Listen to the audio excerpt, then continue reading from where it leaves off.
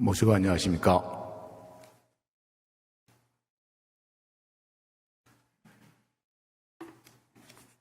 금년 한 해도 벌써 4개월이 지났습니다. 밖은 완연한 봄을 지나서 여름 날씨에 가까워지려고 합니다.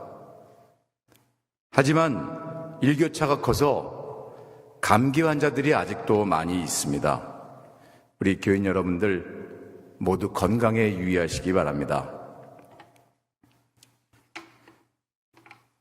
저는 가보지를 못했지만은 미국의 샌프란시스코는 매우 아름다운 도시라고 합니다. 이 샌프란시스코와 관련되어서 유명한 노래가 있습니다. 샌프란시스코에 가신다면 머리에 꼭 꽃을 꽂으세요. 샌프란시스코에 가신다면 그곳에서 아주 다정한 사람들을 만나게 될 거예요. 이렇게 시작하는 노래입니다. 이 노래는 1960년대에 나온 곡인데 1960년대 후반 샌프란시스코는 세계 각국 젊은이들의 자유와 평화를 상징하는 문화적인 성지였습니다. 당시 미국은 월남전을 치르고 있었고 전쟁에 분노한 청년들은 평화를 외치면서 샌프란시스코로 모여들었습니다. 거기에 모인 젊은이들은 총에 맞서서 꽃을 상징으로 내세웠습니다. 머리에 꽃을 꽂는 행위로서 비폭력과 평화를 사랑한다는 메시지를 전한 것입니다. 특히 이런 운동의 정점이었던 1967년 여름에는 10만 명 이상의 젊은이들이 한꺼번에 샌프란시스코로 몰려들었습니다. 그렇게 젊은이들의 꿈의 성지와도 같았던 아름다운 도시 샌프란시스코의 2020년대 현재의 모습을 보면 마약으로 찌든 도시가 되어버렸습니다. TV를 보면 도시 여기저기에 있는 도로에는 마치 좀비들이 걸어가는 것처럼 흔들거리면서 걷는 사람들이 많이 보입니다. 마약에 찌들은 사람들입니다. 미국에서 평화와 비폭력을 사랑하는 내면적인 욕구에서부터 출발했던 청년운동의 초기에는 순수한 동기와 이에 대한 열정으로 수많은 젊은이들을 사로잡았고 그런 사상에 추종하는 젊은이들을 많이 모을 수가 있었습니다. 그런데 그런 열정과 더불어서 또 한편으로는 당시 폭력적이고 물질 중심주의였던 자본주의 사회에 대한 저항과 분노의 표출이 있었고 이는 곧 기존 사회 혹은 기성세대에 대한 반발로 나타나게 되었습니다. 자유분방한 생활과 옷차림, 그리고 기존 사회에서 금기시되던 마약까지도 손을 대면서 기존 사회에 대해 저항을 하였던 겁니다. 시간이 흐르면서 그랬던 청년들의 내면으로부터 나온 평화와 사랑의 메시지를 지닌 청년운동의 본질은 퇴색이 되고 세상에 대한 그들의 외적인 저항 방식인 자유분방한 생활과 마약 등의 퇴폐적으로 느껴지기까지 하는 문화적인 유산이 남겨졌습니다.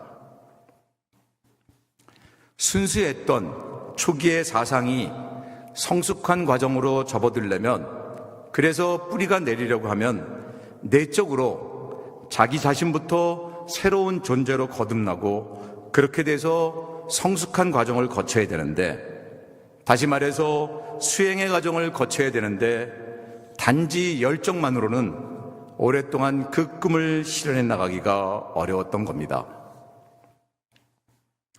그렇게 주체적인 사고의 능력이 시간이 갈수록 빈곤해진 상태에서 한때 꿈과 열정을 지녔던 상징적이고 매력적인 이 도시에 외부로부터 IT 기업들이 몰려 들어와서 자본주의 문화가 이식이 되었습니다. 그런데 이런 자본주의 문화의 혜택으로부터도 소외된 사람들은 방황을 하게 되었고 결국 마약 외에는 아무것도 할 수 없는 상태가 되어버렸습니다. 그렇게 되어 불과 반세기 만에 꿈과 낭만의 도시가 마약에 찌든 도시가 되어버린 겁니다. 현대사회 이전의 과거 시대를 돌아보면 그 사회는 지배자와 피지배자로 나뉘었다고 볼 수가 있겠습니다. 그런데 현대 자본주의 사회는 이것이 생산자와 소비자의 세상으로 바뀌어버렸습니다. 겉으로 볼 때는 이런 세상의 변화는 소위 우리가 흔히 얘기하는 갑과 을의 위치를 생각해 볼 때 과거의 지배자가 갑이고 피지배자가 을의 위치라고 한다면 자본주의 사회는 소비자가 갑이고 생산자가 을인 것처럼 보입니다. 생산자는 소비자가 보다 많은 상품을 소비하도록 노력을 경주합니다. 그렇게 하려면 소비자에게 즐거움을 가져다 주어야 합니다. 많은 기업들이 경쟁적으로 소비자에게 보다 더 많은 즐거움을 주기 위한 노력을 합니다. 그런 경쟁에서 뒤처지면 아무리 오늘날 잘 나가는 기업이라고 하더라도 한순간에 무너질 수 있는 위기감을 안고 기업도 살아갑니다. 여기까지의 과정을 보면 소비자가 갑이고 생산자가 을인 것처럼 보입니다. 그런데 소비와 같은 외부적인 즐거움이 주는 문제는 처음에는 그 효능이 대단하지만은 금방 적응이 되게 되면 즐거움의 강도가 현저하게 떨어지게 되고 곧 권태감을 느끼게 된다는 겁니다. 그렇기 때문에 그런 권태감을 느끼지 못하게 새로운 즐거움을 제공해야만 하는 겁니다. 그렇게 한 단계 한 단계 더 나아가게 되어 이제는 아예 한순간도 즐거움이 없는 생활이 존재하지 않도록 기업들은 설계를 하고 있습니다. 결국 상품을 소비하면서 그 상품에 중독이 되도록 하고 또 일단 중독이 된 사람들은 그런 중독 상태에서 벗어나지 못하도록 연구를 하는 겁니다.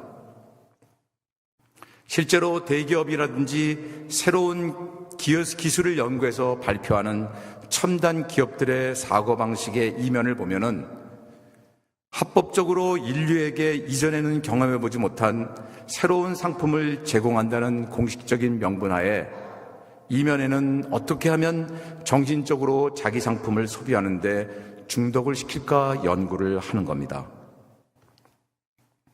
그 결과 즐거움의 순간에는 쾌락을 느끼고 그 즐거움이 사라지는 순간 정신적인 고통을 느끼고 이것을 견디기 힘들어하는 중독사회로 들어가게 된 겁니다. 중독사회가 되면 이제 생산자와 소비자의 갑과 을의 위치가 바뀌게 되면서 생산자가 갑이 되고 소비자가 을이 된 사회가 되는 것이고 생산자는 새로운 권력이 되는 겁니다. 조금 전에 소개해드렸던 샌프란시스코에서 보는 것과 같은 마약 중독은 이런 중독사회의 극단적인 현상을 보여주고 있는 겁니다. 마약이 원래 개발될 때는 병을 치료하기 위한 목적으로 사용이 된 거였습니다. 그랬던 마약이 원래의 의미를 벗어나서 사회적인 중독 현상으로 이렇게 발전하게 된 것은 이처럼 정신적인 중독의 극한 속에서 잠시라도 중독에서 벗어날 때의 괴로움이라든지 초조감을 해소하기 위해 다른 도움을 받지 않고 약물의 도움이 아니면 안 된다고 하는 그런 것 때문에 사용을 하게 되었을 겁니다. 그것이 아니면 삶의 즐거움을 느낄 다른 것들이 없다고 생각하기 때문일 겁니다. 내면의 성찰이 오래전에 사라진 시대에 삶의 즐거움이라고 하는 것은 오로지 외부에서 주어지는 것이라는 것을 생각하는 방법 외에 다른 생각을 하지 못하는 그릇된 믿음 체계가 결국 극단적인 쾌락을 찾게 된 겁니다. 마약을 하는 사람들이라고 그래서 그 순간의 쾌락에서 벗어나지 못하고 있다고 해서 그들이 그런 삶이 바람직하고 그런 삶이 좋아서 하는 것은 아닐 겁니다. 하지만 그 방법에서 어떻게 벗어날 수 있는 길을 찾지 못하였고 다른 길이 없다고 생각하기 때문에 결국 자포자기하는 심정으로 더욱더 마약에 빠져드는 걸 겁니다. 현재 미국의 경우에 약 3천만 명 정도의, 그러니까 우리나라 인구의 반이 넘는 사람들이 마약을 하고 있다고 합니다. 그리고 20대로 국한시켜보면 미국 20대의 약 4분의 1, 그러니까 4명 중에 1명꼴로 마약에 손을 대고 있다고 합니다. 그래서 미국에 유학을 보내는 우리나라 부모들에게 자식을 미국에 보내면 미국에서 마약을 배워 오게 될 것이라는 걱정을 주변에서 듣게 되는데 실제로도 그렇게 된다는 겁니다. 그런데 이런 문제가 여태까지 미국의 문제라고만 생각을 했지만 이제 우리나라도 이미 마약 청정국의 자리에서 내려온 지가 오래되었습니다. 그리고 얼마 전에 신문지상에서 필리핀 형무소에 있으면서 우리나라에 마약을 유통시킨 사람이 우리나라에서 재판을 받기 위해서 압송되어 들어왔는데 실제로 앞으로 우리나라도 심각해질 가능성이 대단히 크다고 보여집니다. 왜냐하면 우리나라도 이미 중독사회로 들어가 버렸기 때문입니다. 마약에 빠져든 젊은이가 이야기하기를 평범한 사람이 느끼는 행복감의 정도를 최대 한 10 정도라고 한다면 마약을 했을 때 느끼는 행복감의 정도는 100 정도 된다고 합니다. 그래서 한번 여기에 빠지면 헤어나기가 힘들다고 이야기를 합니다. 오늘 극락설을 봉독했습니다. 종교를 가진 사람들에게 극락이란 하늘님 계신 곳이 곧 극락입니다. 그런데 하늘님은 어디에 계시는가? 우리도에 와서 하늘님은 어디 멀리 있는 것이 아니라 바로 내 안에 내게 모셔져 있다는 것이 밝혀졌습니다. 그 말은 곧 극락이라고 하는 것은 내 마음에 들어와 있다는 의미가 됩니다. 우리가 극락을 말할 때 기쁨과 즐거움을 빼놓고 이야기를 할 수는 없을 겁니다. 하늘님을 내게 모시고 있다는 것을 알고 있는 우리들이 그렇다면 늘 극락 속에서 살아야 되는 것이 당연한데, 근데 우리가 실제로 그렇게 느끼면서 살고 있습니까? 무언가 우리의 현실과 괴리가 있는 것 같지 않습니까? 이런 괴리는 어디에서 오는 걸까요? 육신을 갖고 살아가고 있는 우리는 육신관념을 갖고 살아갑니다. 이 육신관념이 하늘님 마음을 가리우기 때문에 하늘님 마음은 마치 진흙 속에 묻힌 구슬과 같이 잘 드러나지 않는다는 게 문제입니다.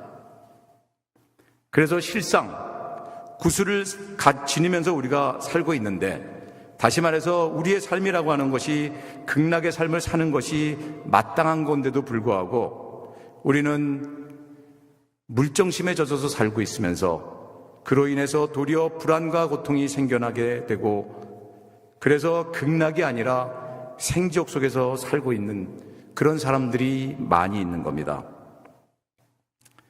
본래 마음이라고 하는 것은 하늘님 마음 하나뿐인데 육신이 생기면서 이 육신이 간섭을 하면서 도리어 육신이 생기면서 생겨난 육신관념만 있는 것처럼 그렇게 착각을 하면서 사는 것이 세상 사람들입니다.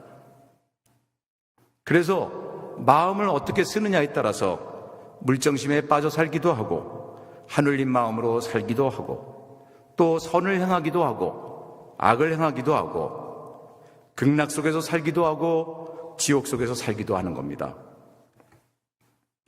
진흙 속에 구슬이 묻혀 있을 때 대부분의 사람들은 진흙만을 보게 됩니다. 구슬이 그 안에 있을 거라는 생각을 하지 않는 겁니다. 우리도 또한 이 도의 입도에서 수련을 통해서 하느님을 증험하고 또 우리 스승님들의 가르침을 받기 전까지는 이런 구슬이 있는 것을 모르면서 살았습니다. 그것을 우리가 알았으니까 구슬의 본 모습이 드러나게만 되면 되는데 이게 그냥 쉽게 이루어지는 것이 아니라는 겁니다. 결국 진흙을 닦아내는 수고와 노력을 통해야만 그것이 드러나고 그것을 얻을 수가 있는 겁니다. 우리도 극락에서 살고 싶고 또 세상 사람들도 또한 그들이 생각하는 극락에서 살기를 원합니다. 그런데 우리 수도하는 사람에게 극락이란 우리의 내면에서 이전에는 알지 못했던 것을 깨달아서 생겨나는 기쁨이 주가 되는 것이고 육신을 갖고 살면서 느끼는 외적인 즐거움은 부가 되는 겁니다. 내적으로 생겨나는 기쁨이라고 하는 것은 외적인 즐거움에 비해서 강렬하게 느껴지진 않지만 오랫동안 지속되고 쉽게 흔들리지 않는 반면에 외적인 즐거움이라고 하는 것은 강렬하기는 하지만 다시금 그 더 강렬한 것이 주어지기 전에는 그 즐거움이 지속되지 못한다는 겁니다. 육관을 가지고 감각적인 세계 속에서 살아가는 세상 사람들은 내면적인 기쁨보다는 즉각적인 즐거움이나 쾌락과 같은 외적인 것들이 극락에 더 가깝다고 생각을 합니다. 외적인 즐거움이나 쾌락은 즉각적이고 강렬하기 때문에 대부분의 사람들이 여기서 빠져서 잘 헤어나기가 힘들어지는 겁니다. 내적인 기쁨의 근원, 그것은 진흙 속에 묻힌 구슬과 같아서 그 구슬의 가치를 모르고 살고 있는 겁니다. 그런데 그런 외부적인 즐거움이나 쾌락은 방금 전 말씀드린 것처럼 오래가지 못하기 때문에 더 강한 즐거움이나 쾌락이 주어져야 다시금 즐거움이나 쾌락을 느끼게 된다는 겁니다. 하느님께서는 온 우주를 화해내시고 그 속에 들어와 살면서 모든 것을 간섭하고 명령하고 통일하시는 분이라는 것을 우리는 알고 있습니다. 지금 세상에서 보는 모든 악행과 욕심은 하느님을 알지 못하는 데서 출발한다고 하겠습니다. 그래서 하느님 무서운 것을 알지 못하는 겁니다. 만약 하느님을 알게 된다면 얼마나 무서운 분인가를 알게 될 것이고, 그런데 그런 무서운 하느님이 멀리 있는 것이 아니라 바로 내 안에 계시다는 것을 자각하게 된다면 신사님이 말씀하신 것처럼 한 걸음이라도 경솔하게 걸을 수가 없을 것입니다. 신사님께서는 사나운 범이 앞에 있고 긴 칼이 머리에 임하고 벼락이 내려도 무섭지 아니하나 오직 말 없고 소리 없는 하늘이 언제나 무섭고 두려운 것이니라. 사람이 다 사람으로 연유하여 생기는 화복은 당장에 보기 쉬우나 형상도 없고 말도 없는 하늘의 화복은 보기 어려운 것이니라. 이렇게 말씀을 하셨습니다. 사람은 스스로 행한 악행을 시간이 지나면 바로 잊게 되지만은 하늘은 결코 잊지 않는다는 겁니다. 그렇기 때문에 지금의 나의 행동의 결과가 후에 어떤 인가를 받게 될지 모른다는 겁니다. 이 얼마나 무서운 일이겠습니까? 그런데 그렇게 무서운 하느님이 단순히 무섭기만 한 존재가 아니라는 겁니다. 만약에 하느님이 무섭기만 한 존재라고 하면 우리가 하느님을 믿음으로써 우리에게 생겨나는 극락은 생겨나지가 못할 겁니다. 하느님을 두려워하면서 하느님 모신 생활을 지극하게 하면 하느님과 친하게 된다는 겁니다.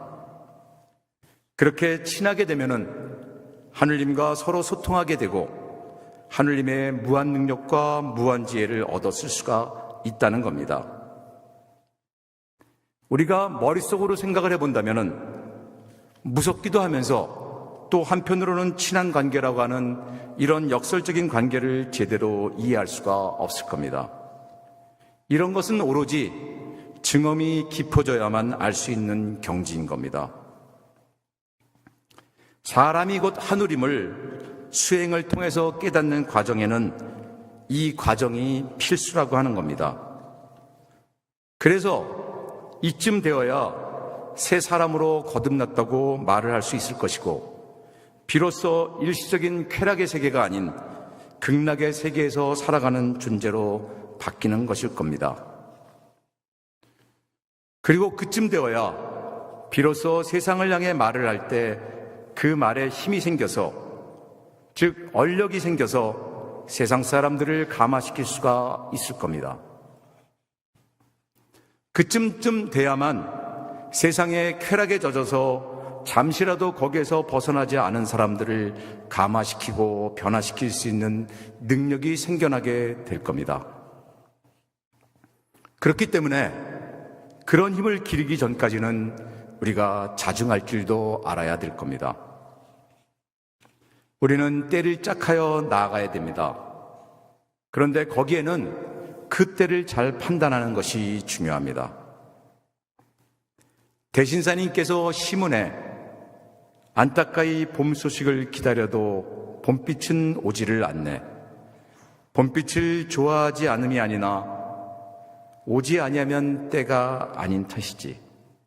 비로소 올만한 절기가 이르고 보면 기다리지 아니해도 자연이 오네.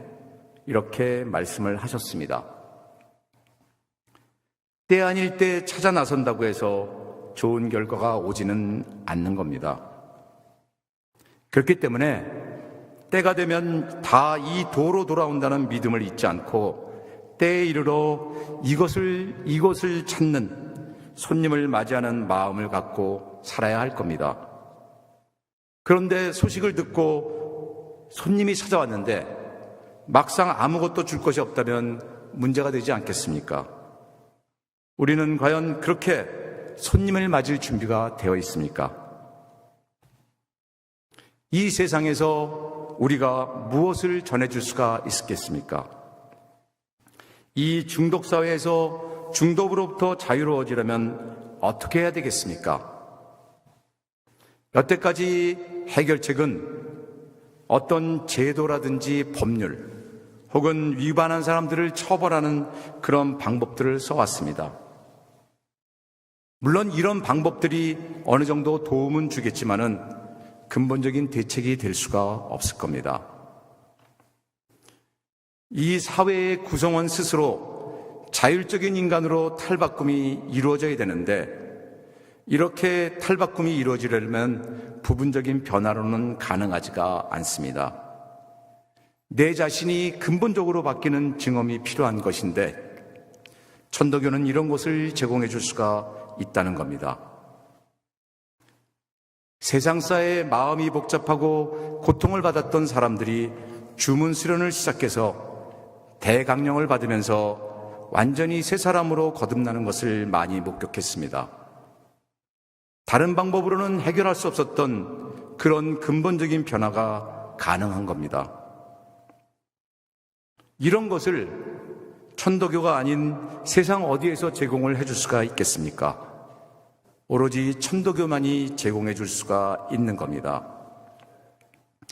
그렇기 때문에 우리들 내부에 그런 것을 기꺼이 제공해 줄 수 있는 역량을 갖춰야 할 것입니다.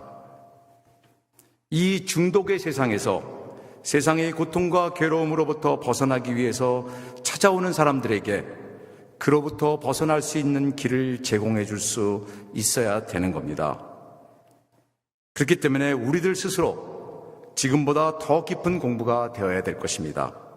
그것이 올바른 방향이라고 생각합니다.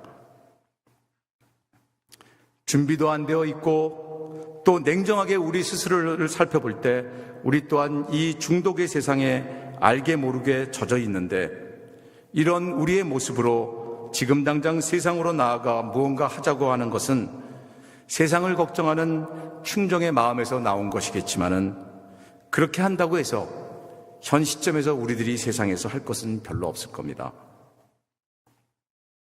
우리들조차 이런 중독사회의 한 구성원으로서 아직 우리 스스로를 개벽해내지 못했다고 한다면 우리들부터 먼저 빨리 그렇게 변화가 되어야지 우리도 그들과 비슷한 상태에서 세상의 병을 고치겠다고 나선다면 장님이 장님을 인도하는 것과 비슷할 겁니다.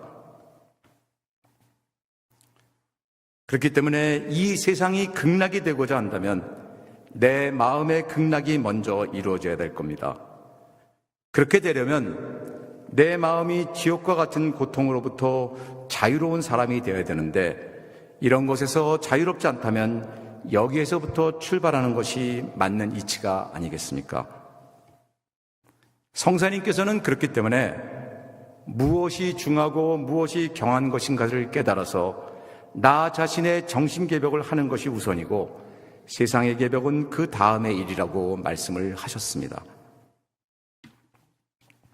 그러므로 천인아불의 경지에 이를 때까지 우리의 몸과 마음을 다해서 성경신으로 수도에 매진해 나간다면 그 목표에 도달하는 과정 속에서 좋은 일들은 이루어지게 될 것입니다. 극락이라고 하는 것은 우리가 도달하고자 하는 목표일 뿐만 아니라 그 과정 속에 이미 들어와 있는 것이 될 겁니다.